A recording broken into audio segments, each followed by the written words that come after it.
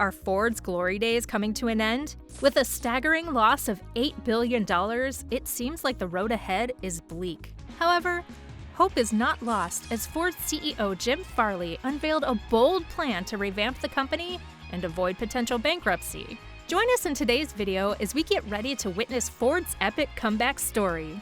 The latest earnings report from Ford is nothing short of a roller coaster ride. During the company's fourth quarter and full year 2022 earnings report, CEO Jim Farley dropped a bombshell by stating that fundamental change is absolutely necessary. And we're not just talking about a few tweaks here and there.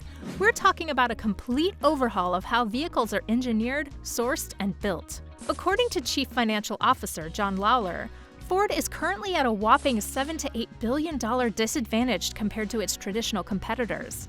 With the expensive switch to electric cars looming on the horizon, it's no surprise that these costs are going to be the main focus of cost reductions in the upcoming years. Farley also expressed his frustration with the company's legacy business, which has been causing a major headache for the team. In fact, Ford missed out on approximately $2 billion in profits last year due to decreased production in the final quarter. This resulted in the company not meeting its earnings projection and posting a net loss for the year. Not to worry though, because Ford is gearing up for a major comeback in 2023. The company anticipates earning between $9 billion and $11 billion in adjusted operating profits for the year, which is a pretty impressive feat. With Farley at the helm, it's clear that Ford is not afraid to shake things up and take some risks. The future of Ford is looking promising as CEO Jim Farley takes charge with a clear vision of addressing the company's inefficiencies. At the recent Wolf Global Auto Tech, and Auto Consumer Conference, Farley and Lawler didn't hold back as they discussed the issues within the company and how they intended to fix them. Farley also highlighted the fact that reducing expenses and laying off employees may provide short-term solutions, but it won't address the underlying problems in engineering, supply chain, and manufacturing. As the CEO, he's taking on the responsibility of ensuring that these problems are resolved once and for all. But that's not all that's happening at Ford. Farley has made a bold move by splitting the Blue Oval into 3 distinct business groups, each focusing on a different market. The commercial vehicle group is aimed at serving businesses, while the electric vehicle and software group focuses on the latest technologies.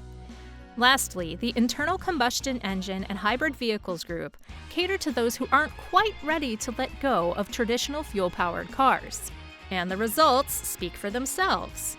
Ford's new EV and software businesses are moving along more smoothly than expected, with exciting developments in the pipeline. However, they're not ignoring the challenges in the legacy businesses, which must pay for the pricey switch to electric and digitally connected cars. In an effort to reach their financial targets and provide their customers with affordable EVs, they're collaborating with a Chinese supplier to build a state-of-the-art battery plant in Michigan worth a whopping $3.5 billion. This move is a bold one, considering the ongoing tensions between the US and China. However, Ford is taking the plunge and partnering with CATL to build lithium iron phosphate batteries in-house, and they plan to have it up and running by 2026. And that's not all. The automaker is going one step further and owning the new facility through a wholly owned subsidiary instead of running it as a joint venture with CATL. This means that Ford will have complete control over the production process and the technology they use, including technical expertise from CATL.